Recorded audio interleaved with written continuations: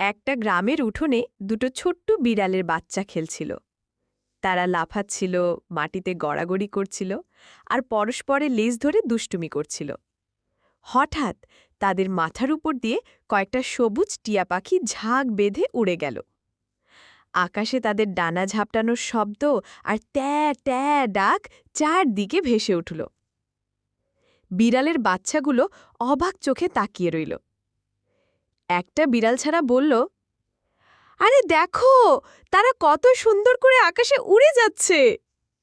অন্যটা চোখ বড় করে বলল, আমরা যদি উড়তে পারতাম তাহলে তাদের সাথে আকাশে খেলতে যেতাম।